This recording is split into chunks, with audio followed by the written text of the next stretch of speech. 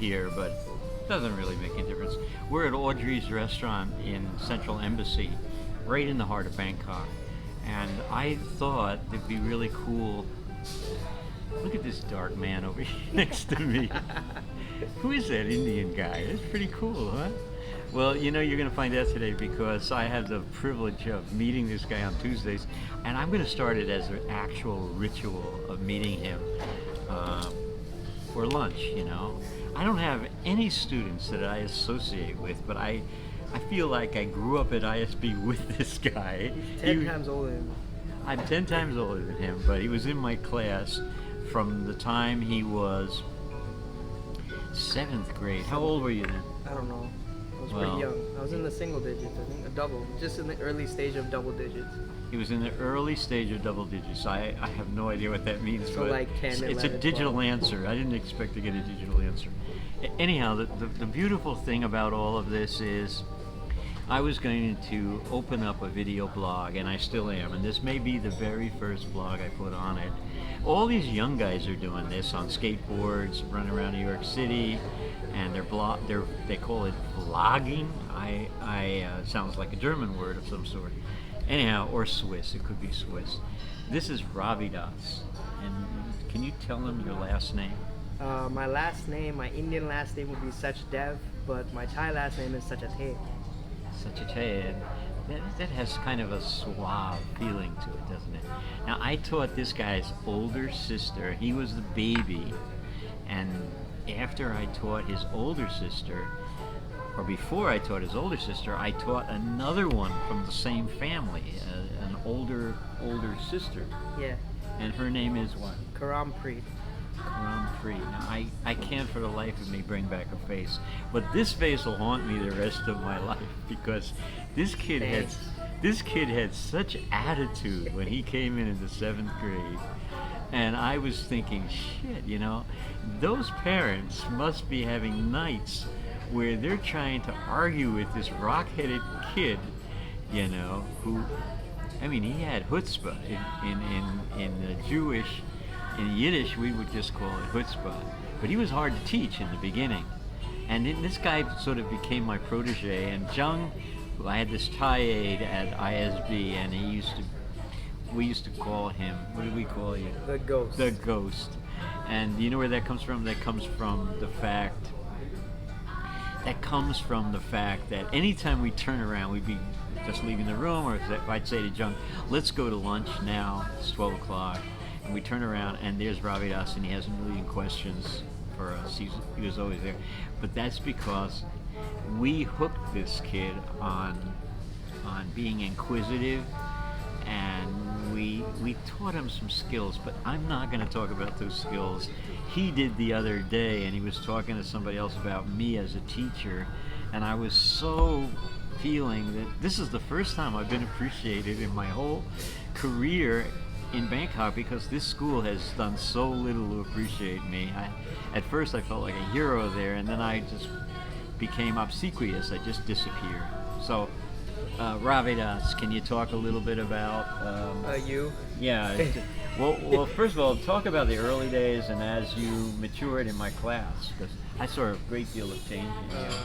Yeah, so I've always been the kid that enjoyed putting things together, taking things apart, and Mr. Hawkwood's class was the definition of basically my passion. And I started off with woodworking, which was just working with wood, and we used to just strictly follow the rules and requirements or the products that we had to make for him.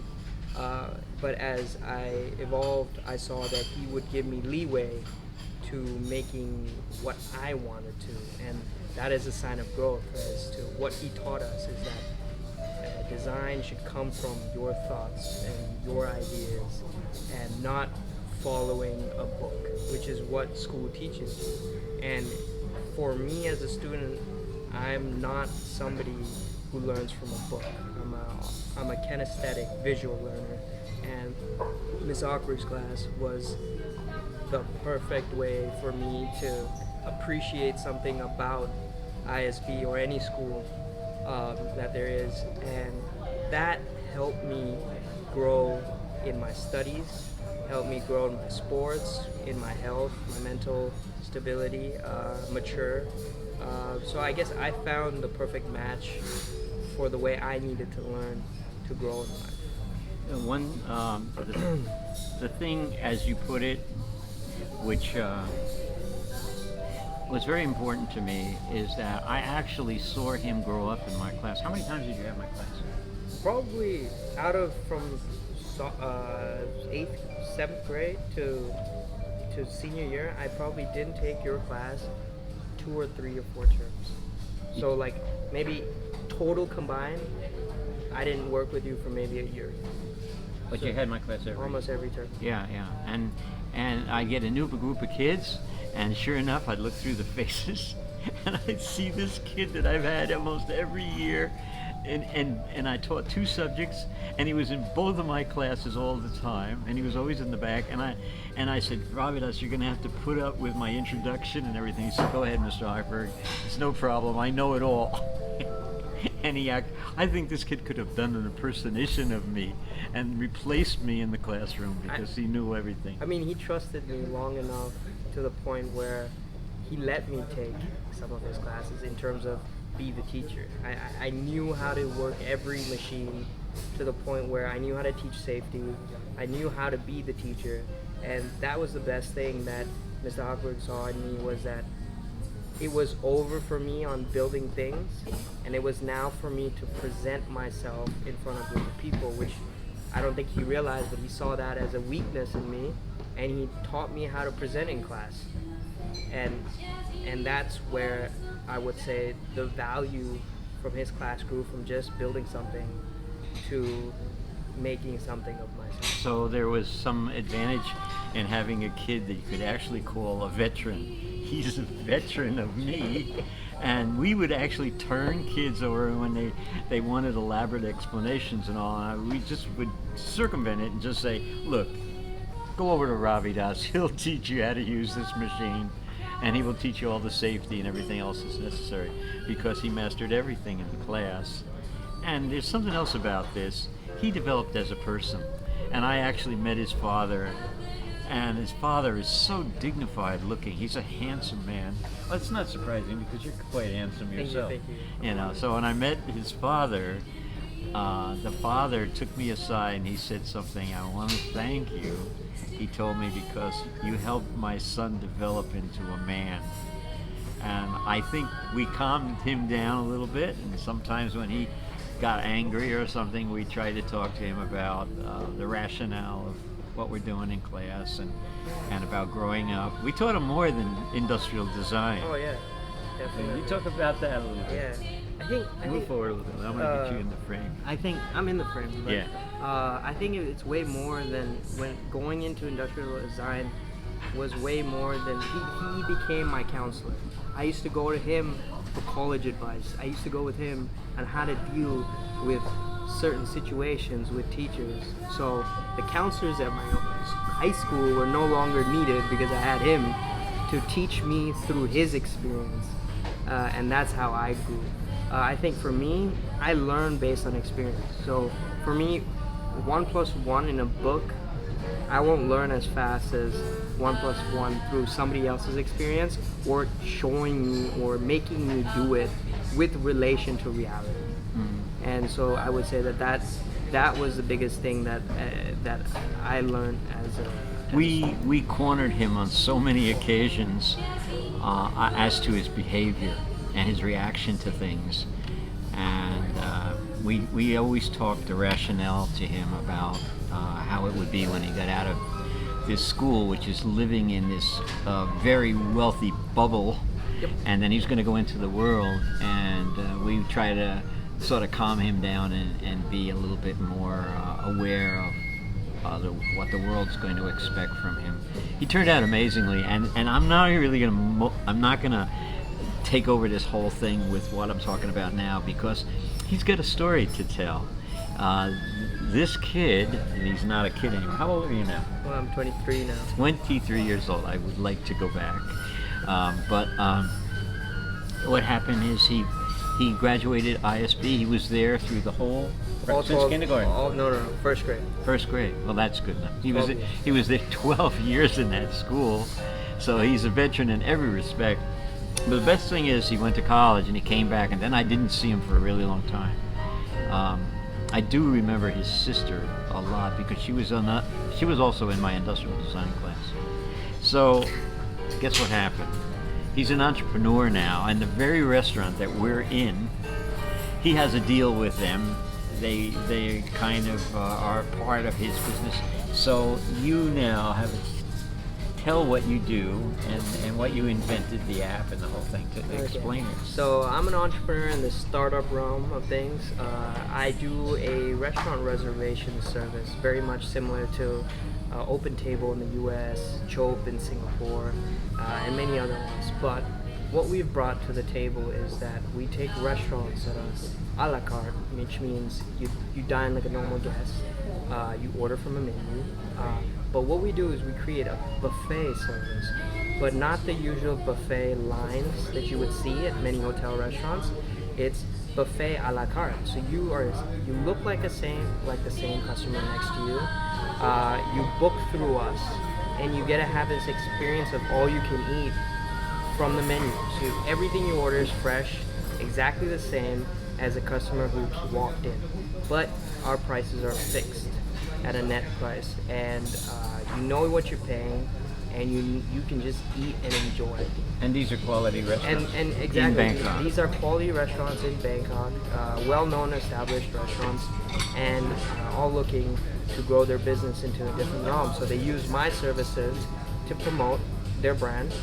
We promote the value that we give customers, and the customers come here happier, fuller, and pay a price that they already know. There's no. I might add, it's quite cheap to do this, and it's not just with cheap restaurants, it's with high-class restaurants. So the restaurant's quite willing to give up a certain amount of tables to this concept, and you have to book how long in advance? It doesn't matter. Some restaurants a day, some 15 minutes, just depends. Yeah. What if you come in on a prime eating hour, like 12 o'clock at lunch? You can't walk in. You have to book through my services, which are on my website, hungryhub.com, or my app, Hungry Hub. Now, you can look this up, folks. Yeah, I forgot to The mention thing that. about this today is that every time you tell a kid something, they look up everything you said and verify that it's on the web. But he is on the web, right? I want to know, maybe you can give me some explanation. How did you come up with this concept? I mean, you graduated college, and then what did you do? Tell me a little bit about so how you got to basically, this. it's not per se my concept. I work with my brother-in-law, who's 3 or 4 years older than me. He got this idea looking at other systems from the US and America, and we wanted to adapt it here in Thailand. So I was very much listening to him and pushing him to see this product go through, and I've always been his support with launching the product all the way to customer service. One thing I know is that this is a step to the future I have, and so this has taught me, like I said, I learned from experience with Mr. Hochberg. So with Hungry Hub, I jumped straight into it out of college. I flew back when I graduated and went straight to work the next day, and I have no training. Everything is from books. But what I've learned is that this company that I've started has taught me more than any book that can teach. And so, Mr. Hochberg's class, for me, there's always been this consistent thing that if you do it, you execute it, you learn something. Not from reading a book. Reading about business has never made me a good businessman, or is making me a businessman. Doing everything that I'm doing to make my company successful today is making me learn more, be a better person, be a smarter person in the way I talk, the way I communicate. If it wasn't for this company today, I probably wouldn't be able to be doing this podcast or YouTube video with as much confidence as I am right now. So for me, the biggest takeaway with Mr. Hochberg and what he's taught me, which no book can teach you, it's all experience, it's all love of the game, just pure passion, is you got to get dirty. You got to be willing to get dirty with the things you love. And you got to respect what you're doing. Because if you don't respect what you're doing, you're not going to have the most optimum level of production. It's just a matter of fact. If you're not enjoying what you do, you're not going to produce the best product. So the number one question I had was, what do you actually do? What, and where's your office? Okay. How did you get an office? Are you in these huge, expensive, big buildings? But he's got family networked all over Bangkok, and so tell him what your office looks like and what you do every day when you go in. Okay, so my office is just a small, square, white-walled space. It's how startups work, right? You try not to invest in things that don't matter, like your office. If your family has a hotel somewhere or a room somewhere and they're not using it for X amount of days, use that. Why invest in something like that? Use your money elsewhere.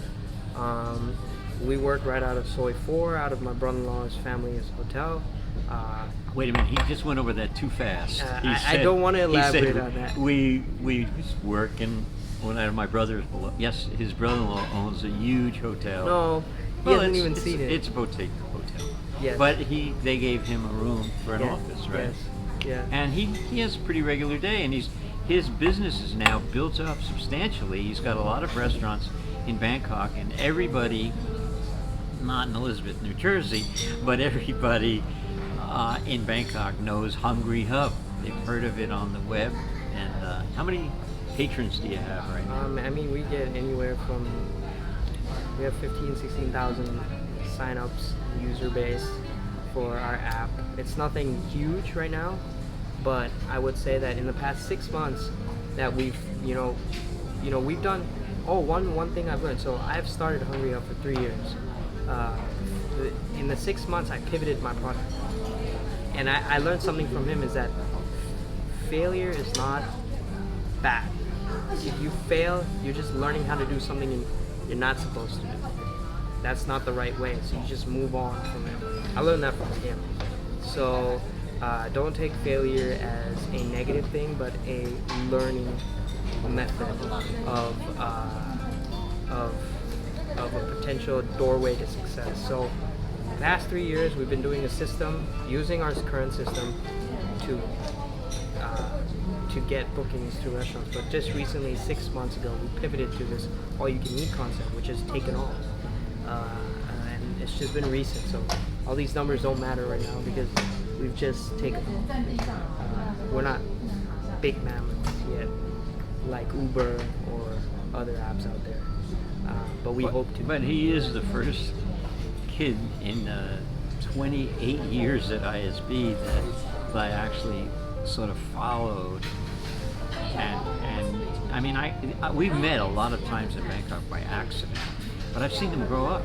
Yeah. From this little guy, this little chubby guy. No beard, no facial hair, nothing.